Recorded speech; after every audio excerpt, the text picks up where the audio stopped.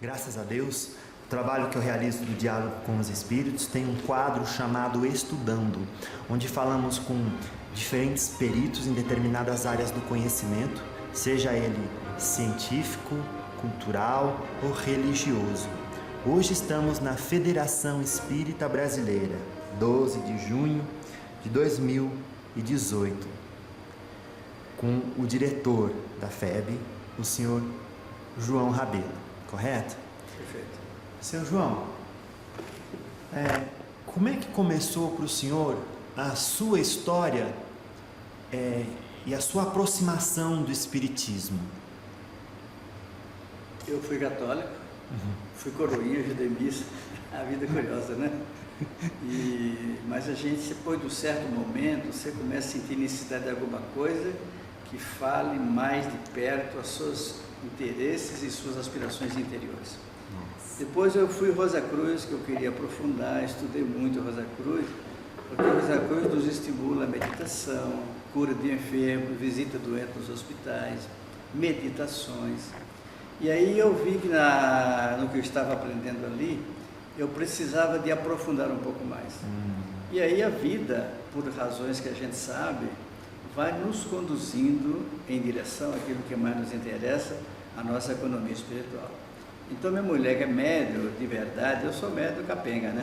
Mas ela é médium de verdade, então ela começou num processo, inicialmente era católica, filha de Maria, aquelas coisas que a gente sabe, e ela começou num processo de mediunidade meio violenta, entre aspas, obsessão pesada, que foi o canal para acordar, né? Me recordo que um dia ela passava muito mal em casa, eu morava no interior do Brasil, e chegou um momento que eu não tinha recursos mais, eu fazia prece, não estava resolvendo, chamei o médico disse que não era nada, aí bom, agora tem que ir atrás dos espíritas, né? Como eu tinha alguns amigos espíritas, eu fui ao centro espírita, e a pessoa que nos atendeu foi gentilíssima, nos orientou, nos apoiou, e nos disse do nosso trabalho que deveria acontecer no movimento espírita. De lá para cá a gente vai estudando e felizmente tive alguns amigos muito bons, estudiosos, trabalhadores. Um deles, Elis da Rocha Dória, que era amigo pessoal da irmã Dulce, porque os espíritas grandiosos, não é o nosso caso, ainda não, que estão acima dessas fronteiras de limite religioso. É o caso de Chico. Quando o Chico desencarnou, o cardeal de Uberaba estava lá para homenagear o Chico, vários pastores evangélicos, porque Chico está acima dessas fronteiras. A fronteira, o limite, essa separatividade é própria das criaturas que não adquiriram ainda a grandeza que está na mensagem do Cristo de Deus. Então, conversar com o Divaldo Franco, conversar com o Chico Xavier, a gente vai percebendo que essas criaturas crescem tanto que essas filigranas menores não são significativas. Divaldo, como o nosso amigo Elis da Rocha Dória, eram ambos amigos pessoais e são amigos pessoais da irmã Dulce, trabalham juntos. O mundo do futuro terá que ser assim, né? Nós não seremos católicos, nós não seremos espíritas segmentados, nós não seremos evangélicos segmentados, nós seremos cristãos, a fraternidade na sua plenitude e na sua beleza, como ensinou Jesus. Vós sois deuses, amai-vos uns aos outros. Então, se o Cristo, que é o nosso modelo e guia, nos deu essa recomendação, por que nós vamos estar discriminando as pessoas? Achar que o meu Deus é melhor que os outros, mas o Deus é o mesmo. Então, Ele é o Pai de todos nós e nós temos que aprender com as lições que o Cristo de Deus nos deixou, aprender a olhar o companheiro como irmãos. A gente nota, e desde que o encontramos, um semblante de paz e alegria ao mesmo tempo, uma mistura desses dois. Eu vi isso em algumas religiões, mas quando se pensa em espiritismo, se pensa ciência e intelectualidade, e às vezes até uma força maior para defender determinados pontos, seja da codificação ou outros do próprio Evangelho, para que nada disso se perca.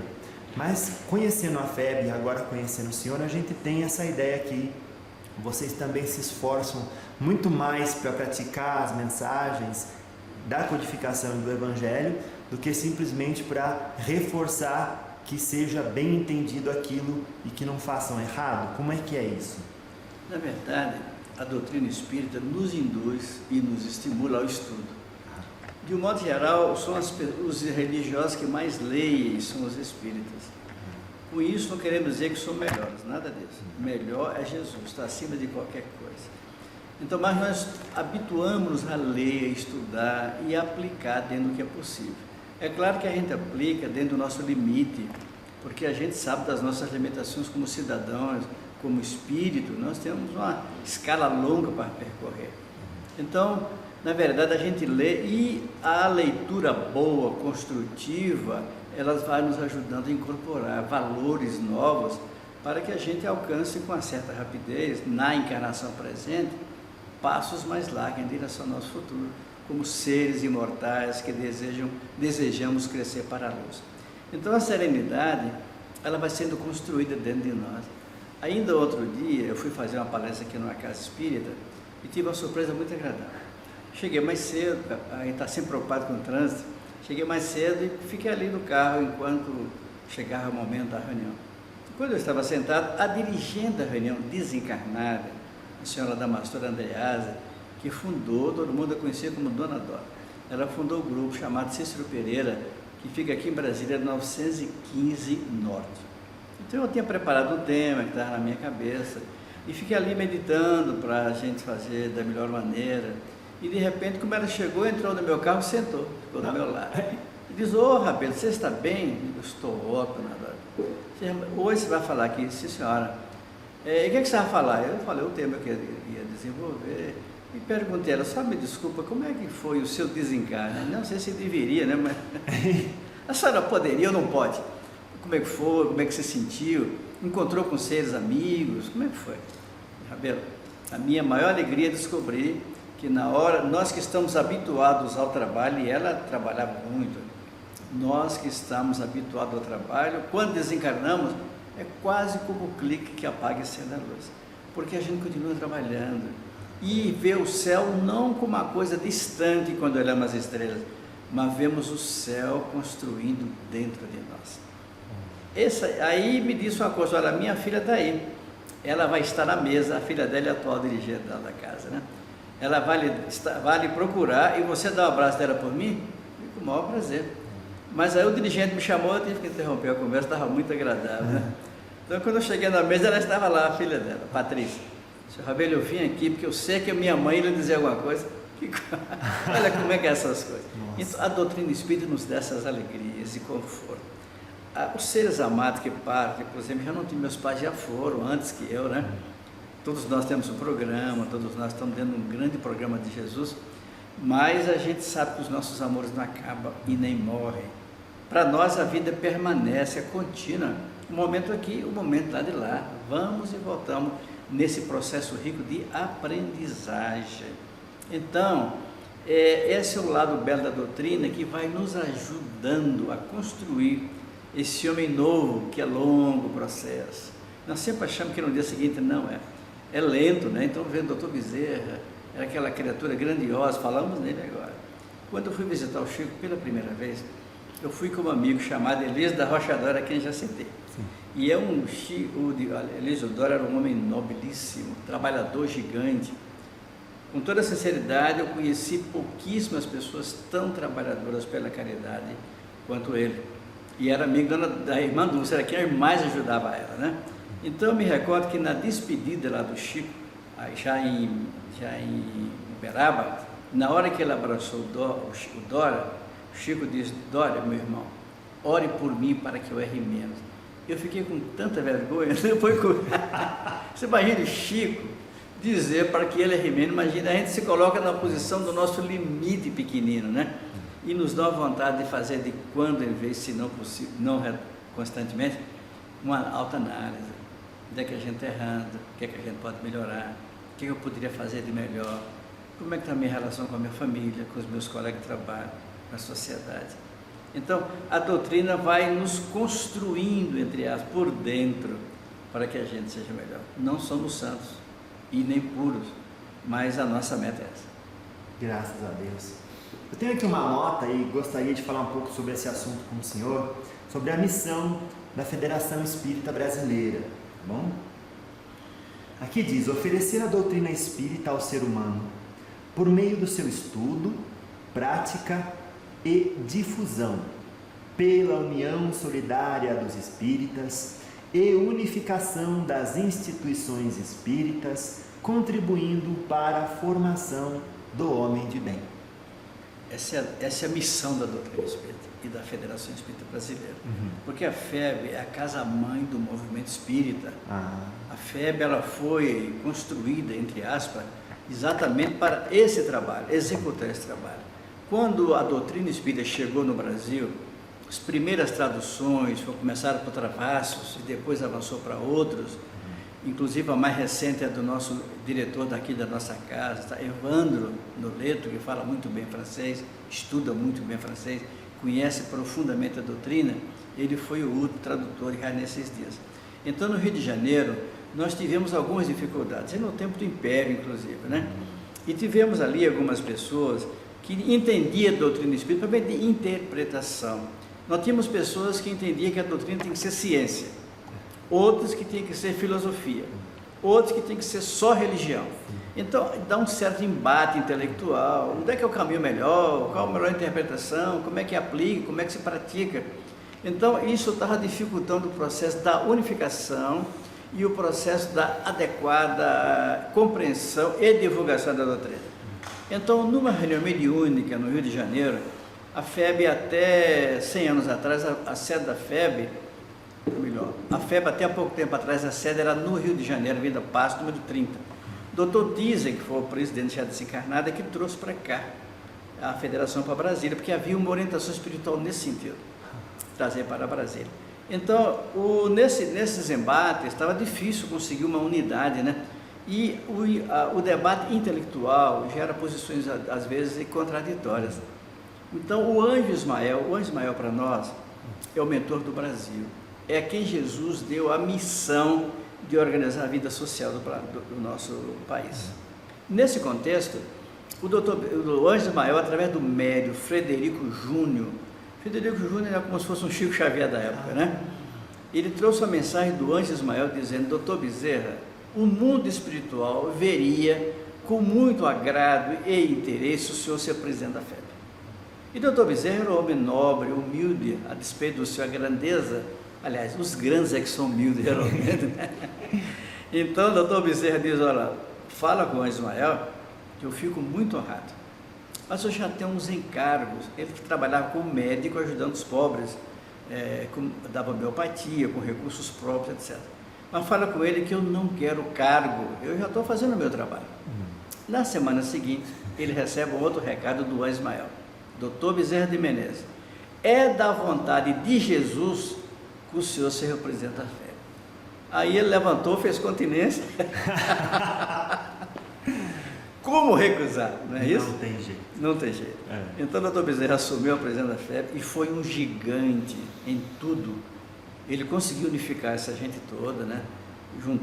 Imagina a grandeza desse homem, a paciência de juntar posições tão discordantes e construir uma unidade.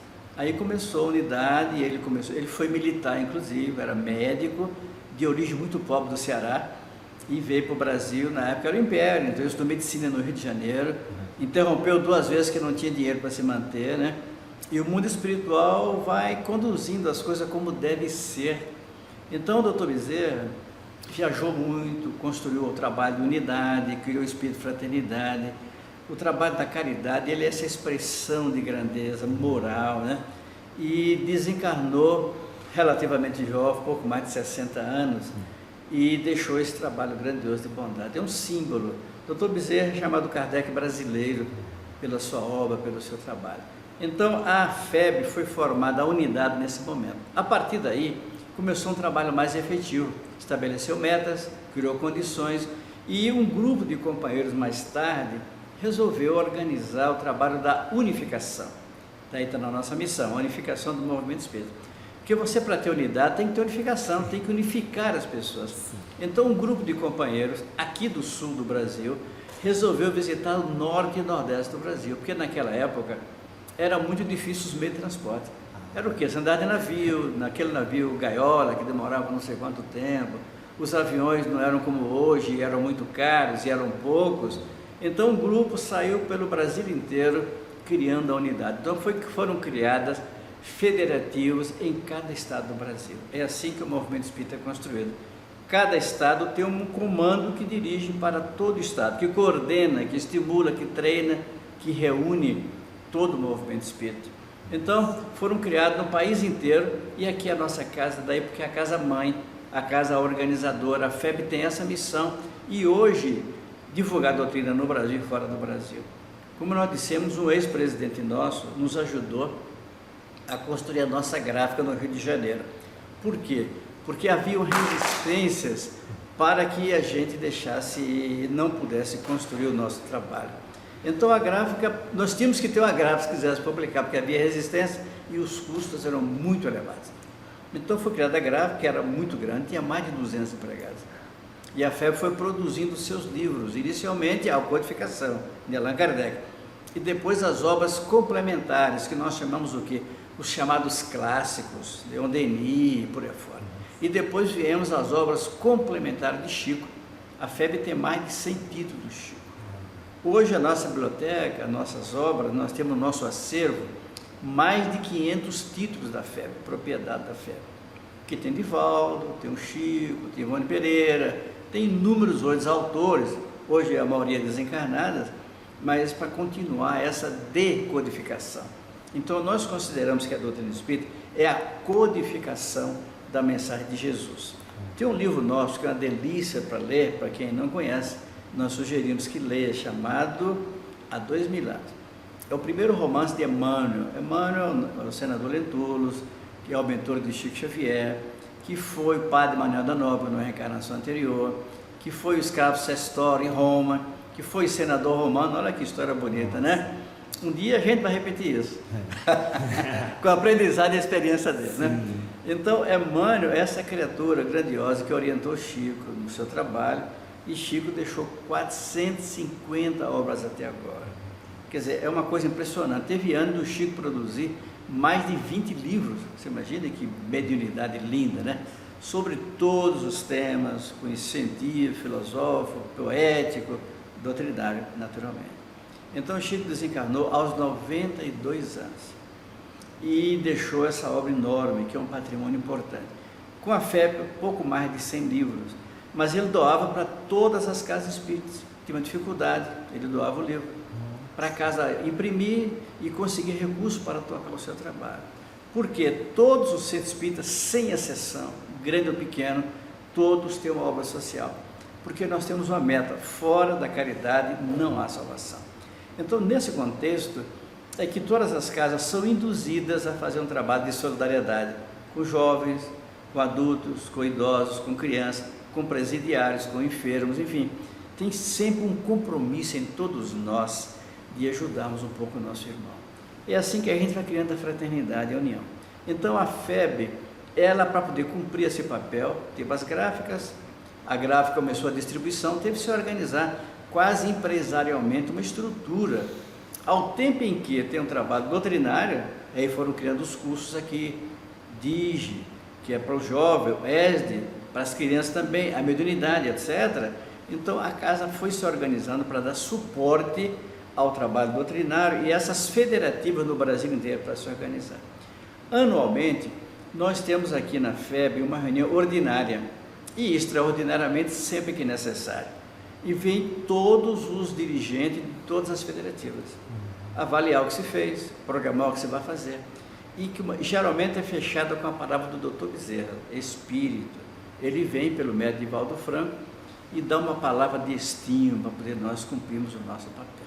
Então esse é o trabalho da FEB, que é longo. A FEB, a doutrina espírita é muito nova, 150 anos, 160 anos é muito pouco historicamente, né? Mas nós temos no Brasil hoje aproximadamente 30 mil centros espíritas. Oficialmente 16, 17. Outras ainda não estão catalogadas, não estão afiliadas, mas as estimativas de 30 mil centros espíritas. Aí você pergunta, mas por que quase ninguém sabe? É verdade, porque o trabalho espírita é discreto. Nós não temos nenhuma presunção de convencer ninguém. Nós entendemos que quem converte a pessoa é ela mesma, quando ela está madura, quando ela sente necessidade, Quando ela acorda para algumas coisas mais substantivas, elas geralmente é induzido, os espíritos vão induzindo, vão levando. Posso contar uma história para você? Claro que sim. Nós tivemos no Brasil uma cantora que na sua época era uma cantora muito famosa. Inicialmente, como todo cantor, começa no barzinho, no restaurante, em algum lugar, cantando músicas da sua predileção. E ela era uma jovem cantora no Rio de Janeiro, noiva, desejava casar, toda mulher deseja casar, e os homens também, naturalmente. Então ela teve uma dificuldade, porque não tinha sucesso, estava começando a carreira, era muito jovem. Mas aí o noivo, eles tinham um plano de casar, organizar a vida, ganhar algum dinheiro. Então trabalhava de dia, num trabalho qualquer, e à noite cantava nesses lugares que eram possíveis. Só que o noivo dela teve um acidente e desencarnou. Desencarnou prematuramente jovem. Ela ficou frustradíssima, entrou num processo de depressão muito grave.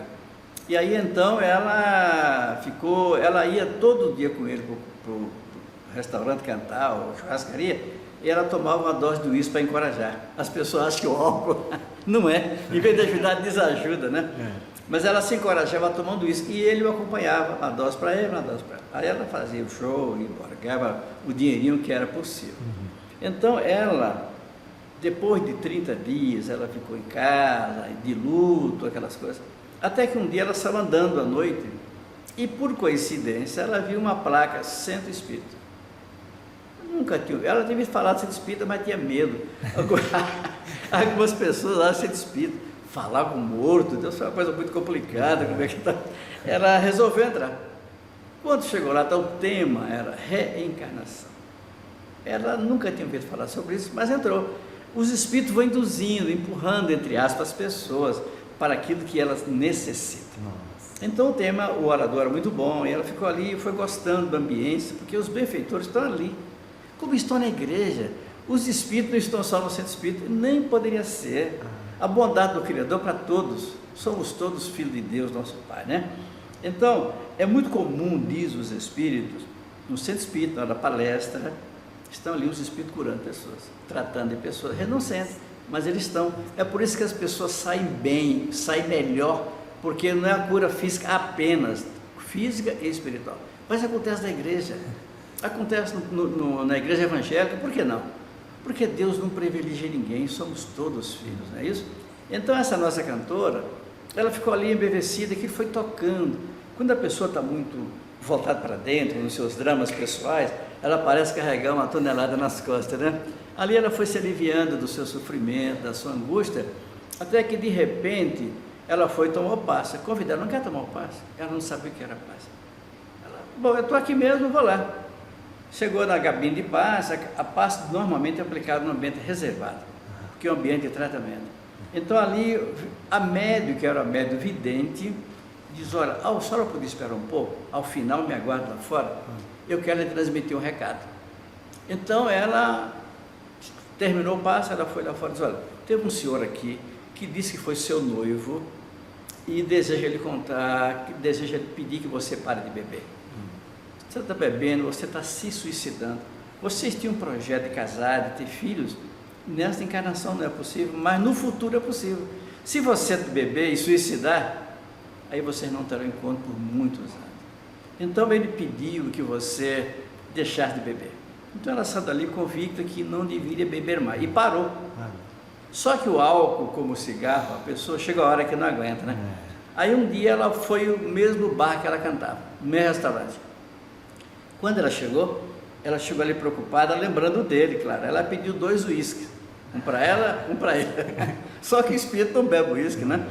Então ela pegou os 2 uísques, tomou o primeiro, na hora que ela ia tomar o segundo, ele apareceu para ela. Os espíritos fazem muitas vezes. Fazem, Ela viu exatamente o noivo na frente dela. Eu lhe pedi para você não beber mais. Nós temos um programa de futuro, não faça mais isso, nós vamos nos distanciar. Ah, mas eu não consigo sucesso, eu não consigo ganhar dinheiro, eu tenho que sobreviver. Então você daqui para frente vai ter sucesso. Anota aí, pega o guardanapo, não tem papel, pega o guardanapo. Arruma a caneta, não tinha, pega o batom. Eu vou escrever a primeira música de sucesso. Aí ele começou a ditar, hoje eu quero a rosa mais linda que houver, e a primeira estrela que vier para enfeitar a noite do meu bem. Isso a música que deve ter o quê? 50 anos, mais ou menos, ou mais, né? Sim. E foi um sucesso que explodiu. Ela virou uma grande cantora, Dolores Duran, que foi um dos grandes mitos da música brasileira. Sim. Essas coisas ocorrem com muita frequência conosco, porque os nossos amores estão aí do nosso lado, querendo o melhor para nós. Só para posicionar que o mundo espiritual está aí ajudando-nos. O mundo espiritual usa os instrumentos que somos nós mesmos, o médium, o companheiro, o amigo, o livro, que vai nos acordar. Então, o trabalho do movimento espírita, da FEB, é essa construção da fraternidade. Nós estamos presentes praticamente no mundo inteiro. Quando eu digo presente, nós que eu digo é o movimento espírita. Tem muita gente que não era espírita, chega lá fora e se torna espírita. Por quê? Porque a pessoa vai para fora, eu morei no exterior e sei isso, sentir na pele, sentir muita carência das raízes, dos seus laços, dos seus amores, da sua terra. A terra fala muito forte dentro da gente, né? Então, muita gente chega lá e se associa por afinidade. Estou sozinho, estou aqui num país diferente, vou buscar amigos, pessoas nobres, que a pessoa que é religiosa, de um modo geral, são pessoas voltadas para o bem, não necessariamente santas, mas voltadas para o bem. Então, hoje, se você for Estados Unidos, qualquer país da Europa, eu não diria qualquer país da Ásia, mas muitos países da Ásia, se você for aqui na América do Norte, na América Central, na América do Sul, é raro o centro espírita que não tenha pelo menos um brasileiro. É curioso, é como se a gente tivesse, melhor, não é como, é compromisso nosso com a doutrina espírita, né? Ajudar a divulgação. Nós tínhamos muita dificuldade aqui em Cuba, porque Cuba teve aquela revolução lá de Fidel Castro, Che Guevara, e era um estado ateu. Se você falasse Jesus, era fuzilado.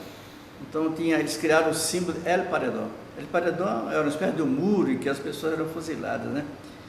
E os brasileiros que iam levavam um livro escondido na mala. Quando eles abriram na alfândega, não deixavam passar. De repente, o Fidel Castro adoeceu, colocou uma pessoa nova e apareceu lá uma mudança, uma abertura religiosa. De repente, foram convidados o presidente da FEB, que era o Nestor Mazotti, que já está desencarnado, para visitar. E o Nestor foi, levou alguns companheiros, etc. E teve uma entrevista marcada com a ministra das religiões. De um modo geral, todos os países socialistas têm o Ministério das Religiões, que eles consideram com certo cuidado a religião, né?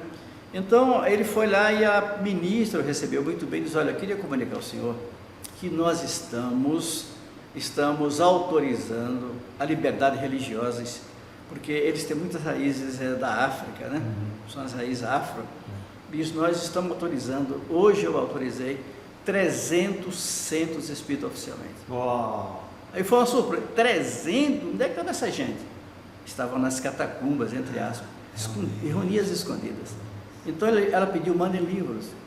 E a FEB mandou para Cuba, primeiro container com 17 mil livros em espanhol, variados livros, sem custo, porque lá é um país muito pobre. Depois organizou-se um congresso, e o congresso foi de Divaldo Franco, foi Nestor novamente o presidente e outros companheiros nossos, e aí o congresso, nós imaginávamos 300 pessoas, mais ou menos, país sem tradição. De repente tivemos 2.100 pessoas, mais de 100, mais de 1.000 cubanos. Aí eles pediram mais livros, nós mandamos 70 mil livros sem custo. Então a FEB faz também esse trabalho. Nós temos livros impressos em vários países do mundo que não tem nem número de espírito para ler. Por exemplo, quando nós imprimimos livros para a Rússia, agora com a Copa do Mundo, né?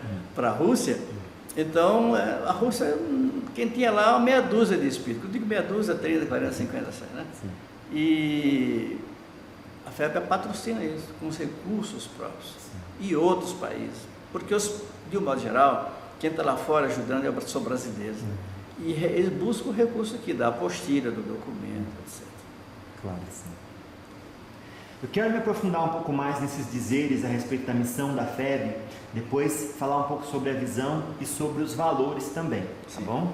Só que, como a gente está se aproximando da metade desse nosso encontro já, também vou fazer uma solicitação à espiritualidade que eles podem ou não atender segundo a vontade de Deus e do Cristo, não é?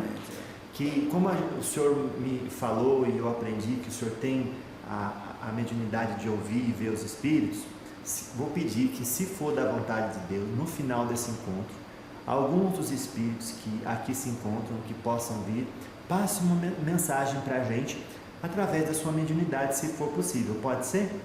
Se for possível. Claro, claro. Porque se Chico Xavier... claro, vem de lá para cá.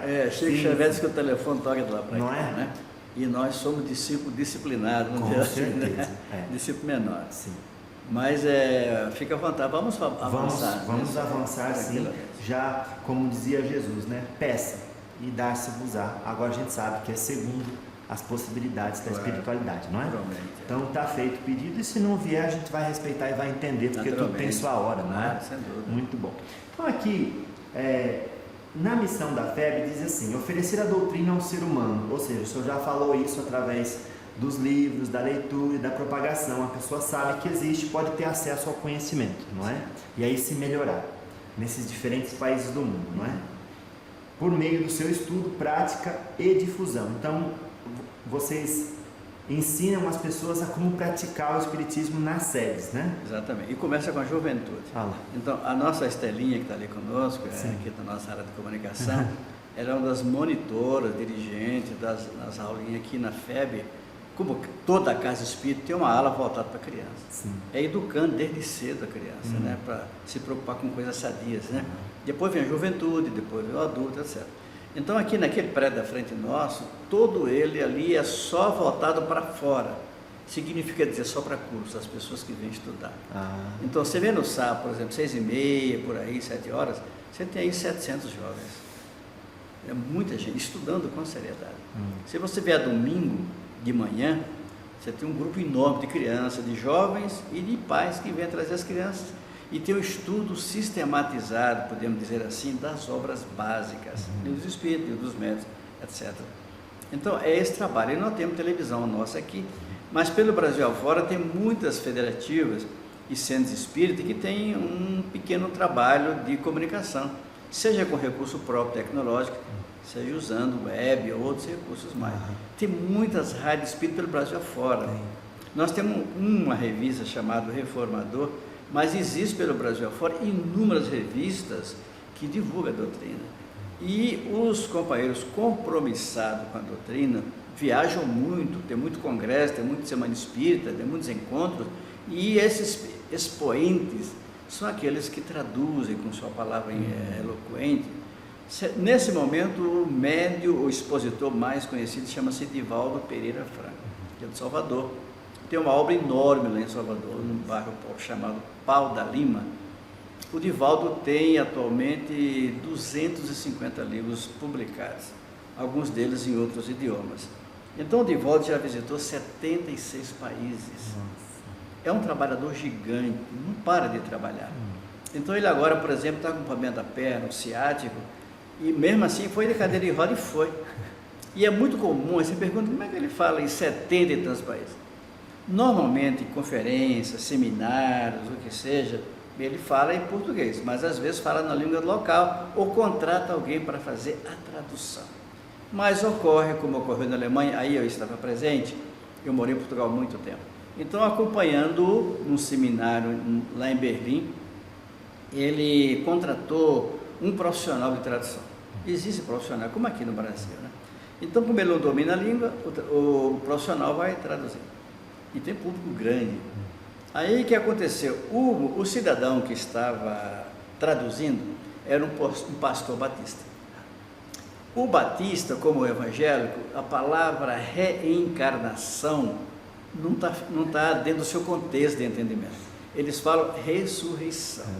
Qual a diferença? Ressurreição é que entende, como a Bíblia contava lá atrás, a pessoa um dia vai pegar aquele pedaço de carne que sobrou ali com os ossos e lançar. A ciência provou que é absolutamente impossível, não há como acontecer isso. Mas a reencarnação é aquilo que Jesus dizia a Nicodemos: é necessário nascer de novo. Aí a reencarnação, você vem através do útero materno, uma nova vida, um novo aprendizado, reencarna, um novo corpo, é o que a doutrina nos tem ensinado. Então o Divaldo, lá na Alemanha, estava ficando prejudicada a conferência. Por quê? Porque o Batista falava, aí alterava o objetivo do contexto, né? Então a mentora, Joana de Ângeles, a mentora do Divaldo, ela diz: Divaldo, Joana de viveu com Jesus, ou conheceu Jesus. O seu nome na época era Joana de Cusa. Tem um livro lindo, são vários livros sobre isso, mas está no livro de Humberto de Campos e Chico, chamado Boa Nova, Joana de Cusa. É um artigo belíssimo, uma mensagem muito bonita. Então, Joana diz: olha, Divaldo, só tem um caminho. O nosso companheiro, ele é batista, ele é honesto, mas ele, por causa da cultura religiosa dele, ele está, de certo modo, distorcendo. Então, só tem um jeito. Eu vou incorporar em você e falar alemão. Então, incorporou e Divaldo fez um seminário de 8 horas em alemão. Meu Deus. Não é lindo o negócio dele? Lindo demais. Eu vi isso na Itália, na Alemanha, e tem ocorrido em outros países. Então, são os recursos que os benfeitores se utilizam para dar esse encorajamento às pessoas no trabalho de continuar fazendo. Isso é que aumenta a nossa fé, né? Nossa. Porque a gente vai sentindo mais encorajado. Claro. É uma prova contundente da imortalidade da alma. Exatamente. Claro que sim. E aí, como o senhor falou assim também, que trabalha pela união solidária dos espíritas, né? Como foi a explicação do Dr. Bezerra, né? Exatamente. Isso. E unificação das instituições espíritas, o senhor também falou, contribuindo para a formação do homem de bem. Então, o que é esse homem de bem? Homem de bem. O Evangelho de Jesus diz: homem de bem é aquele que pratica a lei de justiça e amor, na sua expressão mais bela, né? Quer dizer, o homem de bem, nós seremos todos um dia, né? É um homem honesto, é um homem digno, é um homem respeitoso, é um homem não religioso, necessariamente sacerdote, pastor ou pregador espírita, mas é o cidadão que aplica na sua vida pessoal os ensinamentos do Cristo. Então, o homem de bem é isso, de bem com a natureza, com a lei do Criador. Não somos santos, mas já não cometemos erros tradicionais, né? Eu não fumo, não é porque eu sou melhor do que os outros, não é porque eu não gosto de cigarro, acho que não me vai bem. Claro. Eu não bebo, porque eu não vejo porquê, não vejo razões para beber. Não estou dizendo que quem bebe só cervejinha está no inferno, não. Até porque o inferno não existe, né? Mas certamente não faz muito bem o fígado, né? Então, o homem de bem é esse que pratica a lei de amor e caridade. Que a lei de amor é o amai-vos uns aos outros, isso é o Cristo de Deus, né? A solidariedade é a preocupação com o outro, né? Então, nós estamos falando contigo que o Brasil tem sido espírita pelo mundo afora. Até na Arábia Saudita, que é proibido, lá não se pode ter outra religião. Aqueles ambientes lá do mundo árabe têm dificuldade, porque eles são muito radicais, alguns deles, né? Então, aí, dentro de uma casa de um diplomata, de um empresário brasileiro, começa um pequeno núcleo. E com o tempo as coisas vão ocorrendo. Em Dubai hoje, que está muito na moda, aquela cidade extraordinária, lá hoje tem 16 centros espíritas. Meu Deus. Começou quando Divaldo Franco foi lá, convidado, e era um grupo de diplomatas e empresários brasileiros que começaram a se organizar para orar, para ler, fazer a prece, e a coisa foi não crescendo. E é assim que a coisa vai, sem pressa, porque o relógio da espiritualidade tem uma velocidade diferente da nossa. Graças a Deus. Então, falamos da missão, só um pouco da visão e depois os valores. A visão da Federação Espírita Brasileira é ser reconhecida como instituição solidária e comprometida com a promoção do bem e a construção da paz. Construção do bem e a paz. Olha, hoje, por exemplo, não sei se você sabe, o mundo espiritual induziu o ministro da Segurança, nós temos o Ministério da Segurança extraordinário, né? E ele reuniu todas as religiões, a liderança de várias religiões. Nós fomos convidados, nós que eu digo a FEB. Coincidência, eu fui junto com uma companheira nossa lá, representando a nossa casa, já que o presidente estava em viagem. O objetivo dele é o quê? Eu achei isso extraordinário. Ele diz: eu queria pedir, nós chegamos a um tal nível de violência no Brasil, de jovens que morrem, drogas e por aí fora. Não é só no Brasil, mas no nosso país é a nossa preocupação, né? Ele disse que nós precisamos orar. Eu achei isso uma coisa incomum. O próprio governo reconhecer que a divindade, Deus, é o mentor maior de todos. E convidando para que todos oremos em benefício da segurança do país e que visitemos os presídios, isso nós estamos fazendo, que visitemos mutuamente, e lá visitar uma casa evangélica, visitar um centro espírita, visitar um terreiro de umbanda. Qual o problema? Para nos conhecer melhor, não é? Eu tive uma vez aqui no centro, uma igreja evangélica aqui na L2 Sul, era o professor, o pastor Vitorino, Vigarino, alguma coisa. Eu esqueci, é perto da Comunhão Espírita. E eu fiquei impressionado, nós somos um grupo de companheiros, porque a gente estava tentando derrubar um projeto no Congresso Nacional contra o aborto. A gente queria evitar que fosse aprovado. E sempre pedindo o apoio das religiões todas para estar conosco, os deputados, mostrar a inconveniência, o erro de cometer aborto. E era um domingo, tinha 200 pastores. Ele foi gentilíssimo conosco. E nos deu a palavra, nós falamos lá, aquela coisa, que era um clima gostoso, um café da manhã. E na hora que nós íamos saindo, eu vi um pastor jovem, veio para trás correndo, ô Rabelo, eu queria falar contigo. Eu digo, ô pastor, que bom, vamos... Não me chama de pastor, chame do meu irmão. Olha, aquilo mexeu tanto comigo. Meu Deus, a gente pode construir alguma coisa diferente, né? Então, esse ambiente que a gente quer ser reconhecido pelos nossos atos.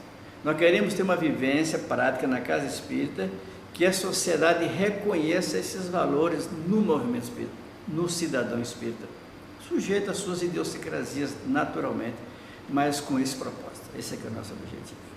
Graças a Deus. Então, valores: humildade, caridade, comprometimento, solidariedade, ética e união. Humildade. Ninguém foi mais humilde que Jesus de Nazaré. Ele poderia ter chegado aí com todos os exércitos do mundo, ou os exércitos do mundo não, maior do que o do mundo, que é o mundo maior, né? E preferiu vir numa camazinha de berçozinho de palha para começar o seu trabalho. E deixou um recado lindo. Tudo de Jesus é sintético, é belo, né? Porque ele é grande. E a beleza está nas coisas pequeninas. Então ele diz, os seres angelicais, segundo a tradição, cantavam: glória a Deus nas alturas, paz na terra aos homens de boa vontade. Os espíritos interpretam que esse é o programa de Jesus. Ele chegou dizendo por essas vozes: esse é o meu projeto, eu vim para fazer isso. Então, glória a Deus nas alturas é o reconhecimento de que Deus é o Pai de todos os homens. Não é o Deus de Abraão, Isaac e Jacó apenas, é o Deus de todos, é o Pai de todos, é o amigo de todos. É por isso que, segundo Divaldo e Joana de Ângeles, na hora que você for orar, recomenda a ele, né? Jesus, quando quiseres orar, entre para o teu quarto, quer dizer, reserve esse mesmo momento desse diálogo com o Criador. Não diga Deus, porque Deus parece que é uma coisa tão grande, tão distante, que você não consegue intimidade com Ele.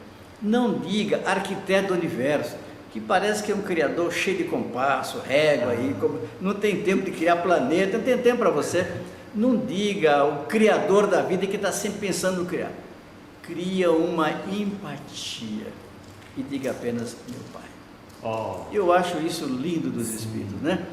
Então, Jesus, a despeito de tudo, eu estou aqui para que haja um reconhecimento de que Deus é o Criador, que o meu Pai é o seu Pai, é o Pai de todos os homens, e paz na terra aos homens e mulheres de boa vontade, quer dizer, a fraternidade, a união, a solidariedade, a preocupação com o outro e, consequentemente, a ética, porque a ética, na verdade, é um comportamento conveniente de respeito ao direito do outro, né? De respeito ao outro e ter dignidade. Se você é um grande empresário, você pode ajudar o outro. Você contrata, paga o salário com decência, naturalmente, paga os seus impostos, cumpre a lei. Se você é apenas um cidadão, cumpra o voto, mas vote bem. Se você é um cidadão comum, cumpra a lei, não fura o sinal, não cuspa no chão, não joga o papel no chão. Haja na sociedade como um cidadão de bem, para contribuir com o seu país e exemplificar naquilo que você faz. Então, no fundo, o Jesus, duas coisas apenas: reconhecimento a Deus, que o resto é consequência. Todos somos irmãos. Se tivermos essa consciência, para que guerras? Se outro é meu irmão, né? E paz na terra, a construção. A paz só se faz com entendimento, não se faz com agressões. Então, há pouco mais de 20 anos atrás, a Organização das Nações Unidas, ela convidou a FEB, entre outras religiões do planeta, para ter um encontro em Nova York. E houve lá o representante da Igreja Católica, o cardeal de Nova York, representando o Papa, estavam as religiões do Oriente, até os índios aqui da América Central, eles estavam lá convidados, de regiões do mundo inteiro, e nós estávamos lá junto com eles, né? Então, a proposta que foi definida, depois daqueles discursos todos, era construir uma ambiência de paz na Terra. Por quê? Porque, infelizmente, as maiores guerras e as mais atrozes tiveram raiz religiosa, a começar das cruzadas e por aí fora, né? Então, a Inquisição nem se fala. Então, assumir um compromisso, todo religioso, de qualquer religião, eu não matarei. Não matar está lá nos 10 mandamentos, mas não matarei no assassinato. Você às vezes mata, não tirando a vida física, mas você mata o sonho às vezes, não é isso? Um pai que não educa, você não vale nada, não vai chegar a lugar nenhum, está matando os ideais do jovem, o valor que ele tem. É por isso que e aí o que aconteceu, antes de eu entrar no outro tema, é que estabeleceu-se que daí a 20 anos se esperava que a Terra esteja eliminando as guerras. Infelizmente, nós tivemos aquele ato terrorista lá nos Estados Unidos, que derrubaram as Torres Gêmeas. E as Torres Gêmeas, aí todo o projeto, infelizmente, desmoronou, surgiu uma guerra, né? O presidente dos Estados Unidos quis vingar e houve aquele lamentável problema da guerra lá no Oriente, que até hoje ainda não resolveu. Mas a divindade não se cansa, continua nos convidando. Só para você ter uma ideia, como é que é o mundo espiritual, pacientemente vai nos convidando. Então, por exemplo, nós estamos falando aqui no movimento da fé, e a gente já está avançando para outra coisa. Teve um cidadão nos Estados Unidos, e ele publicou em vários jornais essa experiência dele. Ele tinha um escritório, um desses prédios das Torres Gêmeas, um empresário rico, muito poderoso, que vendia armas para vários países do mundo. A indústria de armas é muito cara. Eu não tenho a menor ideia quanto é que custa, mas a gente imagina que deve ser, porque armas é uma tecnologia muito avançada. Isso é investimento em pesquisas demoradas e caras. Então ele estava viajando com a esposa numa cidade vizinha, quando aconteceu o acidente e o prédio caiu. Ele começou a se perguntar, meu Deus, se eu estivesse lá, eu teria morrido junto com o prédio. O que é que Deus está querendo de mim? Então ele, com essas conjecturas, ele começou a se perguntar se vender armas era uma coisa boa, se ele não estava errado. Aí ele teve que ir a Jerusalém, que os judeus estão sempre rodeados daquelas guerras ali em volta. E ele foi lá, que o avião atrasou. Então ele chegou e estava numa fila do McDonald's para comprar lá um sanduíche, um negócio qualquer, uma Coca-Cola. E na hora que ele está ali, ele chegou atrasado, porque ele tinha um compromisso e não tinha comido nada, e angustiado na fila, ele era o 12º, e estava chegando a hora do compromisso. De repente, a senhora que estava em segundo lugar, ou um senhor, diz, eu estou observando que o senhor está muito agitado, tem algum problema? É porque eu tenho um compromisso. Então só fica no meu lugar. Fica no meu lugar, eu troco com o senhor, eu estou aqui só daqui, não tem pressa nenhuma. E ele estava falando em inglês, ela percebeu. Pode fazer o seu lanche que eu dou o meu lugar.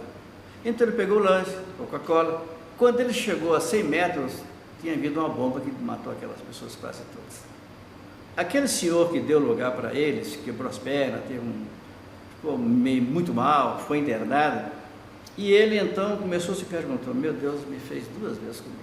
A Torres Gêmeas, agora aqui. Eu poderia estar nessa situação, muitos morreram. O que é que Deus está querendo de mim?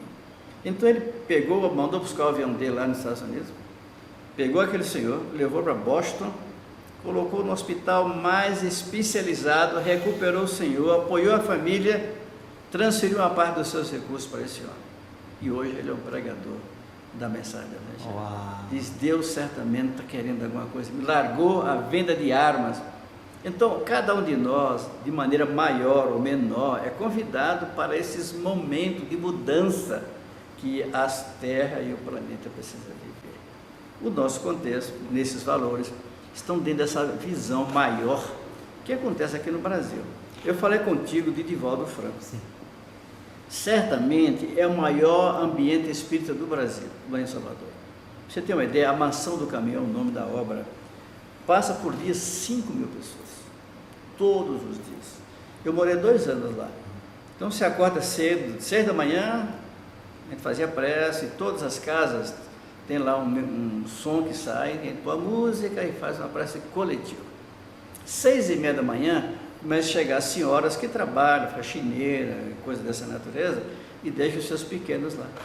Então tem um médico, tem uma enfermeira, a criancinha chega, o médico examina, vê se está tudo bem com a criança, tira a roupinha para tomar o banho, veste a roupa da instituição e a roupa dela vai para lavar.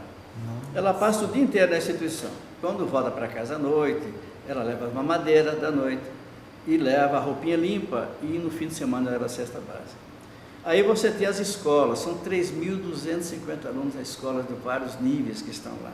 Tem a parte profissionalizante, tem a parte da música, tem a parte das artes e tem o trabalho dos necessitados, tuberculosos, a ideia, doentes, velhinhos e por aí fora. Divaldo aumentou, ele e Nilson, o primo dele, criaram essa obra pequenininha e hoje esse gigante. Tem 88 mil metros quadrados de obra construída e muitíssimos voluntários. Então a doutrina tem esses expoentes, mas em São Paulo tem obras grandes, aqui em Brasília tem obras grandes, aqui espírita tem o lar, Maria Madalena aqui no Núcleo Bandeirante, né? E qualquer centro espírita faz o seu trabalhinho dentro das suas possibilidades. Certo. O que é, diretor, necessário para uma sede se tornar filiada à FEB? Porque a gente vê às vezes alguns espíritos falam, não, aqui a gente vai fazer um trabalho, a gente vai abrir um hospital espírita. E aí às vezes o espírito pode ser elevado, pode estar lá com a ideia dele e ajudar muita gente, mas às vezes foge um pouco do que a FEB pede para estar afiliado, ou não tem essa. Como é que funciona? Normalmente o centro não filia a FEB, filia a Federativa Local. Local. Então, por exemplo, se um centro lá da Bahia diz, olha, eu quero fundar um centro espírita, eu quero filiar a FEB, então, aí nós pedimos que recomendamos que procure a federação local, porque é pela proximidade, pelo apoio, né? E alguns estados grandes, Minas Gerais é quase um país, né? De tão grande, né? Sim. Minas Gerais tem quase 4.000 centros espíritas só em Minas Gerais. Uau. Você imagina? Então, mas Minas Gerais é tão grande que não há como nem o presidente visitar todos. Como é que você visita 4.000 centros espíritas no ano? Ele teria que ter a capacidade de se desmembrar em várias pessoas, né? A exemplo do Chico, porque o Chico da Uberaba e era visto em Minas, no Rio de Janeiro, São Paulo, Salvador. Mas é o nível do Chico. Sim. Ele desdobrava e ia para lá, né? Mas é o dirigente do centro, não necessariamente, né? Então, nós orientamos nesse sentido. Hospital Espírita, em Belo Horizonte tem um hospital espírita, e grande, que chama-se André Luiz. Em lá do Divaldo que eu falei, lá tem um centro espírita dele, tem dentro da mansão, tem um posto de saúde que é um hospital. Sim. Tem mais de 100 mil atendimentos ano. Claro. Doentes, dentistas e por aí fora. E ele agora criou a Casa do Parto. São mulheres pobres ali da região que não têm recursos, vai para o Previdência Social e às vezes fica de madrugada numa fila fria ou na chuva e não é bem atendido. Nenhuma crítica, né? Mas lá atende, faz o pré-parto, aquele acompanhamento, a orientação. É o parto natural. Então tem um ambiente e ali a mulher faz a opção. Ela quer ter o parto na banheira, ou quer o parto na cama, ou quer no centro cirúrgico, de acordo com a necessidade. Quando tem uma complicação que necessita de uma cirurgia, a ambulância leva para o hospital que já é conveniado. De um modo geral, esses são alguns centros espíritas por aí fora que tem. São Paulo tem a Casa André Luiz, que é enorme, e são pessoas com deficiências. A pessoa, para visitar as Casas André Luiz, ela tem que ter um certo preparo psicológico. Por quê? O que você imaginar de deformidades, lá existe. E são mais de 2.000. É uma obra enorme. Em Barretos, lá aquela terra do peão boiadeiro, Sim. tem um hospital enorme de origem espírita. É o maior centro cirúrgico de tratamento do câncer do Brasil. Nossa. Quem mantém são pessoas de várias religiões, mas é basicamente espírita. E esses cantores sertanejos, por alguma razão, eles ajudam muito lá o ambiente deles, o tratamento, que são equipamentos caros. Mas, de um modo geral, a gente orienta que as pessoas centrem no trabalho doutrinário. Claro. E ajude um hospital que já existe, é melhor do que você criar o seu hospital, né? Sim. E ajude uma instituição, uma creche, eu não queria fazer a minha creche. Tudo bem, mas você está estruturado para criar uma creche. Ajuda o que já exista. Sim. Eu quero criar um lar de velhinhos. Tudo bem, se você tiver condições, mas você não pode criar alguma coisa e deixar o problema para o outro, porque tem custo, tem necessidade de apoio. Por que não ajudar o que já existe? Claro. Então, eu conheci algumas casas espíritas e conheço, em que hoje estão trabalhando com a creche aqui perto de Goiânia, que a Igreja Católica, o ambiente é espírita, mas a Igreja e os evangélicos trabalham juntos. Até o coral. Claro. Eu fui lá falar, estava o bispo da cidade. Eu acho isso lindo, mas não é bonito o negócio, né? Então, o padre, estavam os pastores, e eu já fui no centro de Umbanda, já fui no centro de Candomblé, em Salvador. Eu quero conhecer como é que funciona isso, para poder entender e respeitar melhor o outro, né? Esse é o trabalho nosso, né? Então, a gente evita ou estimula, se não faça alguma coisa que tenha sustentabilidade, para que a coisa se perpetue. Senão você vai, quando você está novo, vai crescendo contigo, envelhece contigo, para contigo, desencarna e morre contigo. Aí convenhamos que não é correto, não é sensato, não é adequado. Então, um centro espírita oferece às pessoas que buscam essa ajuda, né? Psicológica, emocional, e para os espíritos nas reuniões de desobsessões dentro daquilo que propõe a doutrina. Sim. E é isso. Passou disso, daí já é um pouco daquilo que o próprio dirigente criou, não está necessariamente representando a doutrina espírita, não vai ser desrespeitado, mas também não pode dizer que aquilo é espiritismo, correto? É porque o nosso trabalho aqui é a divulgação da doutrina, é fazer o homem de bem, nós estávamos falando, né? Não é que o homem de bem não deve ajudar, não, deve ajudar sim. A gente evita que ele se introduza em coisas que já estão estruturadas no país. A área de saúde é a incumbência do país, o país está com essa incumbência. Quando a gente faz um hospital, você está querendo complementar o trabalho que o governo ainda não conseguiu planificar, não é isso? E é bom se pode, mas se não pode é melhor não entrar nisso, continue com o seu trabalho. E aí então, você vê, todo centro espírita grande, de um modo geral, ou menor, médio, ele tem um trabalho de atendimento fraterno. O que é isso? A pessoa vai lá com problema, perdeu alguém da família, teve alguma dificuldade e precisa de um colo, de um ombro amigo, de um ouvido, né? Então, de um modo geral, as casas espíritas têm um atendimento fraterno. São pessoas que isoladamente, reservadamente, ouvem a pessoa colocar suas angústias para fora e depois receber o passe. Aqui mesmo na FEB nós temos todos os dias, à parte da tarde, nós temos 13 cabines, em que a pessoa vai lá, tem alguém que atende, conversa com a pessoa, ouve as suas queixas, suas dores, e depois conduz a pessoa às dores da alma, né?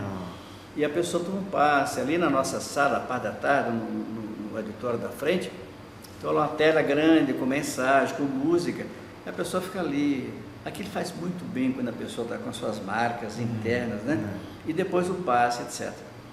Se a pessoa tem carência financeira, aqui nós temos uma área de assistência social. Cadastra a pessoa para ver se ela precisa realmente. A nossa área vai visitar o barracozinho dela lá onde for. E cadastra, não dá para atender a todos. Nosso país é muito desigual. Mas então cadastra parturiente, que dá orientação, dá um enxovalzinho para a criança, coisa dessa natureza, né? Então, o trabalho do movimento espírita é nessa direção de assistência social, porque fora da caridade não há salvação, é o nosso entendimento. Não é fora do espiritismo, porque o espiritismo não é o único que salva, quem salva é a pessoa mesma, né? E nem a igreja A ou B que vai salvar, a pessoa que se salva, não é que ela se imbui do compromisso de viver com Jesus e para Jesus. Então, a doutrina espírita tem forte isso de dizer que o telefone toca de lá para cá. Exato. Então, não oferece esses diálogos com os espíritos, não é?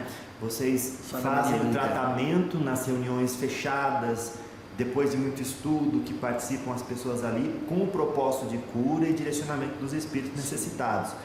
Mas como toca de lá para cá, vocês não ficam evocando e nem deixam as pessoas ficar conversando com os espíritos através da mediunidade de vocês. Porque consideramos que é uma coisa muito séria, né? Para poder levar porque alguns viram diversão, brincadeira, não é por aí. Claro. Você vai no reunião de materialização, eu já vi no Rio de Janeiro, materialização o espírito materializa, e algumas casas fazem cirurgia, o próprio espírito faz. Aqui em Caratinga, em Minas Gerais, era muito comum um médico chamado Antônio. Era um médico extraordinário, porque ele saía uma abundância de ectoplasma dele, que 3 espíritos se materializavam. Nossa. Então era muito comum, numa sala estava o doutor Bezerra fazendo cirurgia mesmo, o outro estava André Luiz, o outro estava Zé Cleber, por exemplo, fazendo cirurgias. Né? Eu vi isso no Rio de Janeiro. O espírito materializou-se, aquela bola enorme, luminosa, fosse um sol, ou a lua, né? E vem, primeiro passa em cada um como se fosse um passe, é um passe. Encosta em você e você Sente bem. A minha mulher estava grávida na época e eu via minha filhinha lá no outro dela. A pessoa fica transparente. Que lindo. É um fenômeno extraordinário. Então você vê, eu via lá um cordão umbilical, ela lá dentro do útero materno, e de medida que ela chegando perto das pessoas, a pessoa fica transparente. Então eu vi o cérebro, essa máquina fantástica, né, trabalhando, eu vi o coração dando a bomba do coração, eu vi o pulmão, que é um fole, e o sangue correndo às vezes. Olha, o corpo humano é incrível, né? Incrível. A medicina, por isso que é bonito, né? É linda. Então eu vi o espírito chegar e tinha um senhor com câncer inoperável. E o mentor veio o espírito. Geralmente reunião de tratamento não tem espírito luminoso, porque a energia é voltada para o doente. Espírito luminoso geralmente vem assim cheio de luz, você tem até que fechar o olho às vezes, porque é só para estudo, mas para tratamento canaliza as energias. Então veio o doente, o dirigente leu lá o diagnóstico do médico, diz, olha, é inoperável, é o câncer no pulmão, isso tem 12, 15 anos atrás, e não tem jeito. Então o mentor diz, olha, não tem jeito para a medicina da Terra, mas a divindade vai nos permitir ajudar o nosso irmão.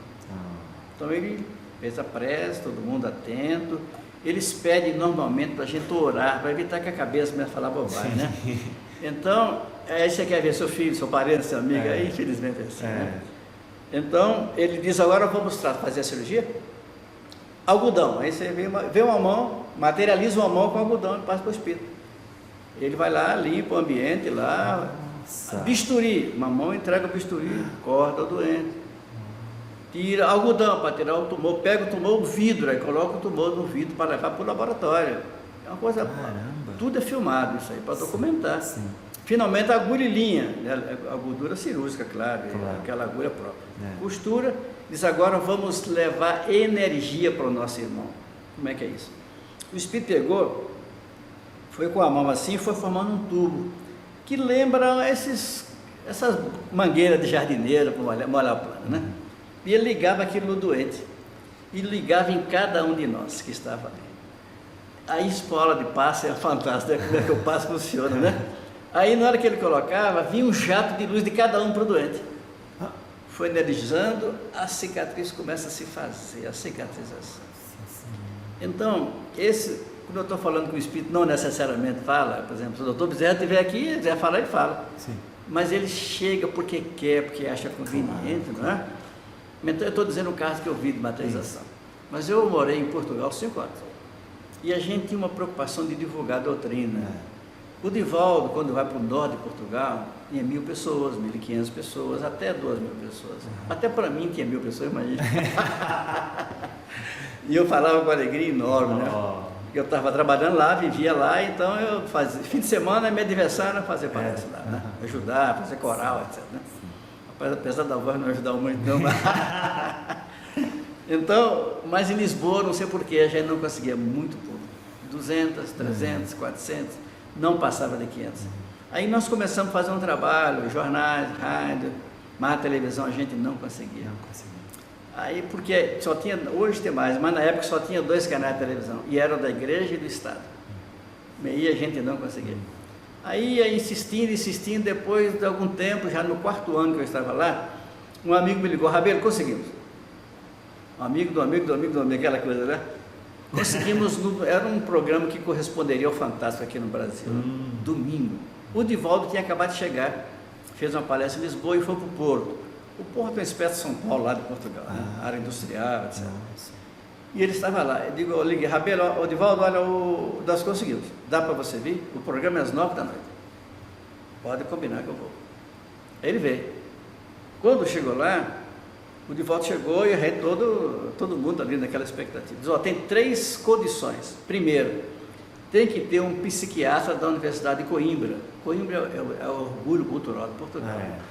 E a cultura brasileira, de certo modo, veio de lá, né? E tem que ter um padre, tem que ter um pastor. O Divaldo, não tem problema. Aí ele foi. Chegou lá, abriu o programa e começou o professor de Coimbra, o psiquiatra. Senhor Divaldo Franco. O Divaldo é muito humilde, muito simples, né? E aquele cidadão todo empolgado, que eles lá usam, além do terno, aquela coisa, usam uma capa preta, igualzinho o Supremo Tribunal. Nossa! Um negócio formalíssimo. Senhor Divaldo Freud, o senhor deve ser professor de que universidade? Nenhuma. A minha universidade é a minha obra social lá em Salvador.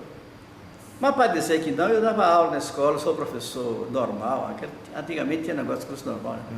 E fui professor de datilografia. Mas como é que se explica esse conhecimento? Eu sou médium. O que é médium? Médium é um instrumento, né? É um meio, a palavra medial, medium, é latina, que vem a ligação, dois extremos. A televisão, alguém está falando, eu estou ouvindo do outro lado, é a média, a mídia, como se queira chamar, né?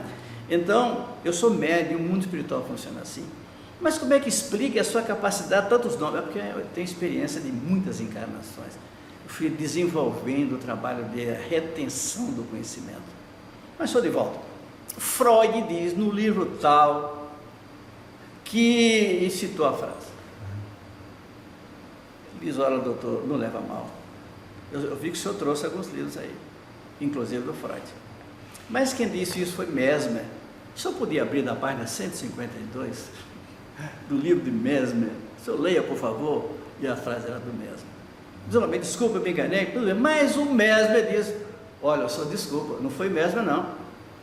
Foi Freud, está no livro tal, está na sua frente do livro, na página 112. Aí ele calou e o padre não disse nada e o pastor não disse nada. Então foi uma espécie de pica-fogo de volta em Portugal. Olha, o programa era meia hora, ficou 2h30. Que legal. Telefone do país inteiro. Aí aquilo ali criou, nós anunciamos, o Divaldo estará aqui na semana que vem a tantas horas, assim. Aí eu liguei para o embaixador, que era meu amigo, embaixador, eu vou precisar que o senhor me ajude a conseguir o centro de convenção. Porque lá eles chamam de fórum. E era um espaço para 4.000 pessoas. Eu digo, olha, vamos alugar 1.000 pessoas, quem sabe a gente... Mas o telefone tocava na embaixada, sem parar. Na embaixada, na Varg, que na época existia, e no Banco do Brasil, que era representar o Brasil da face. Eu digo, só para você me conseguir pelo menos 1.000 lugares. Nós vamos alugamos 1.000 lugares. Mas o telefone não parava, alugamos mais 1.000, estendeu para 2.000. E o telefone, gente ligava sem parar, e alugamos uns 4.000 lugares. Então a palestra era às 9 da noite, lá eles fazem sempre assim. E 8 horas estava lá com o Divaldo. Chegamos e não consegui entrar. E é tanta gente, meu Deus do céu. Nossa. Não vai ter palestra, o Divaldo está aqui, aí pedimos a polícia para ajudar. Veio a polícia para manter a coisa na ordem. Eu falei com o policial, olha, se o senhor não nos ajudar, o palestrante não chega na mesa, porque não tem como de tanta gente que tinha. O policial foi abrindo ali, pedindo licença. Quando nós chegamos na mesa, quase encostando na mesa, tinha uma senhora com uma criancinha, 5 anos, 6 aninhos, uma criança paralítica, na cadeira de roda. E aí a senhora chegou, pegou no braço de Divaldo, senhor Divaldo, o senhor que ama Jesus, ajuda minha filha. Eu senti um frio assim, imagina, eu digo Divaldo, mas eu, no meu limite, eu olhei, Divaldo calado, parou, fechou os olhos. Começou a orar. O ambiente de 4.000 lugares, um cheiro de éter tão forte, que as pessoas começaram a tossir, sufocando. O Dr. Bezerra disse que quando ele faz isso, é para higienizar o ambiente, queimar miado, uma coisa dessa natureza. Então, é tão forte que algumas pessoas, você não ajudar, ela começa a medir vômito. Aquele cheiro de éter para poder... Você respira oxigênio, levar liberando, né? Depois foi amenizando e viu um perfume de uma... A gente imagina um perfume de rosas. Dr. Bezerra disse que é uma planta da Amazônia, que o mundo espiritual trabalha aquilo, né? E aquele perfume gostoso, que vai ficando impregnando na roupa da gente. No exterior acontece muito isso. Aquele ambiente pacificando, e o Divaldo foi calado. Eu vi o Dr. Bezerra lá dele. O Dr. Bezerra depois pegou na mão da menininha e falou, minha filha, vamos levantar em nome de Jesus. E a menina levantou. Eu chorei, mas chorei tanto, que é um negócio tão impactante, que eu nunca tinha visto, que as lágrimas desciam assim, molhou meu paletózinho, tive que mandar lavar depois. Pela beleza do momento, né? E o Divaldo fez uma palestra assim, de coração nas mãos. Então a doutrina espírita é essa coisa bela, né? A gente não precisa necessariamente, o Dr. Bezerra vir falar conosco aqui agora, até porque ele não está me dizendo nada, eu tenho que respeitar, com certeza, né? Mas esses acontecimentos ocorrem, é muito comum, Dr. Bezerra, aqui na FEB, fora daqui, no mundo afora, o Divaldo vai fazer uma palestra sobre Bezerra em Serra. Sim. Ele próprio. Claro. Só que o Divaldo é o Divaldo, esse homem iluminado que não sou eu. Não, com né? certeza. Então, se os espíritos não disseram porque não estão querendo, eu peço perdão aí. Não, a gente só pede, né? Nunca, sempre A gente não tem respeita. mérito, né, para poder impor isso. Com certeza. Então, como mensagem final, eu queria pedir a sua compreensão do que a espiritualidade tem passado a respeito do que vem aí para o Brasil e para o mundo. Em termos de o ser humano saber que ele tem responsabilidade, é bom ele procurar se unir, ficar firme nas suas orações, procurar a conduta do bem, ser um homem de bem. Então, o que a espiritualidade diz que está vindo por aí, além, obviamente, do auxílio deles para passarmos desse mundo aí de provas e expiações para o mundo de regeneração? Recentemente, aqui na FEB, nós temos uma reunião todos os sábados às 7 da manhã. Reunião mediúnica, né? Sim. Por quê? Porque o ex-presidente da casa, doutor Giovanni, ele pediu para a gente criar um clima de harmonia com a África. O Brasil tem uma enorme dívida com os nossos irmãos africanos, né? Lamentavelmente, é uma marca dolorosa na vida brasileira. Então, pediu para a gente ir lá, mas inicialmente, a gente começasse com a reunião mediúnica, porque vai criando os laços da afinidade. Então, é uma reunião que os primeiros espíritos comunicavam eram muito agressivos, com razão, porque eram cidadãos como nós, são homens e mulheres, tinham sonhos, tinham amores, e eram arrancados, foi de uma violência terrível isso aí, né? Sim. E alguns marcaram dolorosamente as suas vidas. Então, eu me lembro que numa reunião dessa, eu estava, e o Espírito falando, o Brasil estava nessas fases complicadas como agora, e eu vi o mentor chegar, trouxe uma mensagem bonita, e falou sobre o Brasil, para ter esperança. Eu digo, como é que o senhor vê o Brasil? Ele diz, o Brasil está ótimo. Eu digo, o senhor está certo? Tem certo? O senhor está falando sério? É isso mesmo? É isso mesmo. O Brasil está depurando. A pátria do Evangelho, o coração do mundo, não pode ter político roubando, não pode ter criança dormindo na rua, nem velhinhos abandonados. Então, a gente tem que entender que o Brasil está passando por o seu processo de depuração. E o que vem aí são momentos de belezas transcendentes. E que nós iremos, porque as coisas são construídas passo a passo. E os brasileiros estão sendo chamados, porque Jesus de Nazaré não esteve aqui há 2000 anos apenas. Jesus esteve no Brasil no século XIV, está no livro Brasil, Coração do Mundo. Ele esteve aqui, visitou o Brasil, é o que diz o livro. E aqui nas praias brasileiras, com os nossos índios, naqueles 1400 e alguma coisa, quase 1500, o Brasil não tinha nada, era só matas. Os oceanos, a beleza natural, e Jesus, diz o benfeitor, se extasiou com a grandeza. Ele tinha vindo da Palestina, aquelas guerras, as cruzadas, e a mensagem migrou, porque ali o sangue foi de tal ordem, na despeito de preservar a Terra Santa. Então Jesus ali ficou tão feliz que ele se dirigiu ao Criador. Meu Pai, para essa terra grandiosa e bela, eu quero transferir a árvore do meu Evangelho. E não temamos pelas dificuldades, porque o Brasil estará definitivamente ligado ao meu coração. Esta mensagem do Cristo de Deus está nos dizendo que a gente tem que confiar que o nosso país caminha para as mudanças nobres, que os mundos, nessa drama que nós estamos vivendo hoje, é o processo da adolescência para a maturidade. E cada fuso, cada ciclo, cada fase tem esses problemas.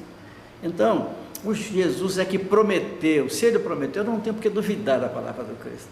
E o país vai nascer, crescer, melhorar, não é porque o político A ou B vai fazer, porque cada cidadão brasileiro, homem de bem, de amor e de verdade, vai crescer nesse sentido. Me permita ainda uma palavrinha. Pois não, fica à vontade. Chico Xavier dizia que queria desencarnar quando o Brasil estivesse muito feliz. Curiosamente, era a Copa do Mundo, que vai acontecer daqui a pouco, né? E alguém diz, Chico, então não vai ser nunca, porque o brasileiro, todo mundo foi feliz, mas o Brasil é igual a Copa do Mundo, e o Brasil ficou, de um modo geral, né? As pessoas felizes, buzinaço, muitas bebidas, etc. Então, a televisão, de repente, diz, anunciando a vitória do Brasil, aquela alegria, diz, olha, morreu o médico Chico Xavier.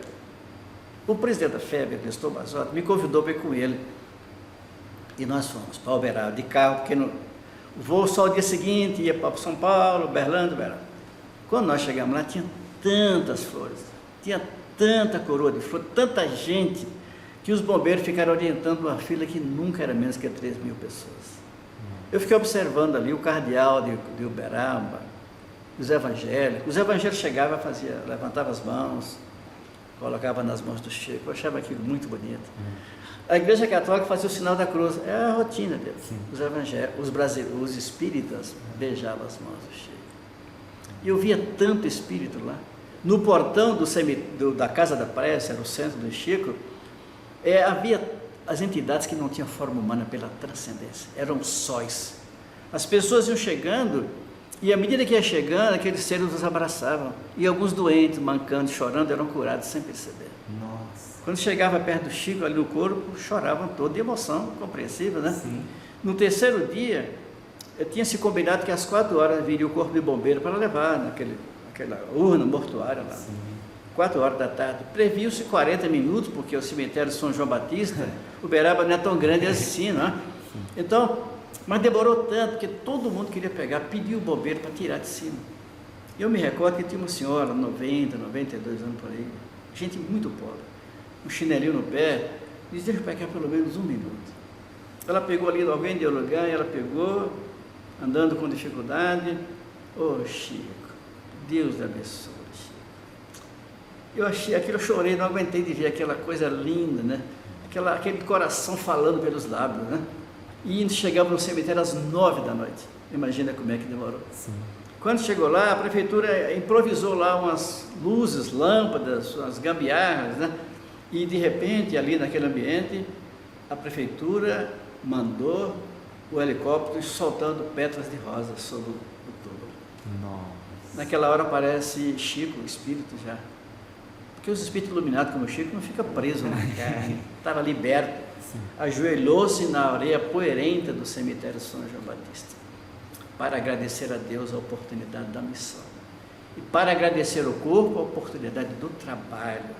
Naquela hora apareceu Emmanuel, Dr. Bezerra, André Luiz, Sheila, aqueles espíritos mais próximos dele, e sua mãe Maria João de Deus e sua segunda mãe Cidália Batista. O que é curioso, médio ou não, todo mundo via voz, eram os seres angelicais cantando para Chico. Foi um momento tão belo que todos choraram de emoção. Como é que não acontece isso? Então você ouvia as vozes, às vezes tinha dificuldade de ver a palavra, mas a sonoridade da música dos seres angelicais que cantavam. Tem uma mensagem de Joana, que foi publicada na revista Reformador da FEB, que ela diz que naquele momento, esses seres foram conduzindo Chico. E todos os espíritos que escreveram pelas suas mãos, foram mais de 1000, foram formando uma escada de luz do cemitério até as estrelas. E lá no final, o colégio apostólico. Pedro, Paulo, Tiago Menor, Tiago Maior, Barnabé, todos os colégios apostólicos do Cristo. E lá no final, uma voz que parecia vir de todos os lugares, dizia, vem meu filho, descansar um pouco, para depois voltar. Então a gente pergunta, meu Deus, quem foi esse homem, Chico Xavier? Quem foi essa criatura que nós talvez não tenhamos conhecido suficientemente bem? Segundo os benfeitores, essa voz era de Jesus. Para que a melhor mensagem do que isso? Para que realmente? Louvado seja. Muito obrigado por essa oportunidade que recebo também como um presente para todos que aí tiveram a oportunidade, através do diálogo com os espíritos, do quadro Estudando, também de conhecer a FEB e a doutrina espírita, viu? Nós é que agradecemos, a nossa casa está sempre de portas abertas, e os nossos corações também, a despeito lá trancada lá dentro do peito, né? Mas pelos nossos atos, pela nossa maneira de ser, né? Seja bem-vindo sempre. Muito obrigado, que assim seja. Gratidão.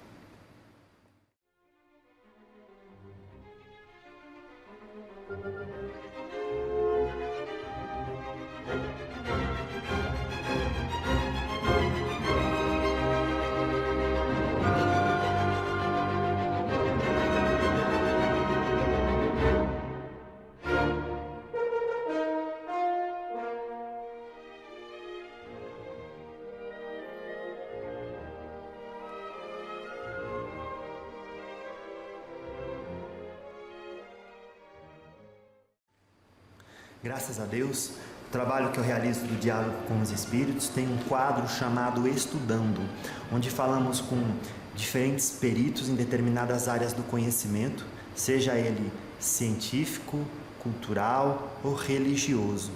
Hoje estamos na Federação Espírita Brasileira, 12 de junho de 2018, com o diretor da FEB, o senhor João Rabelo.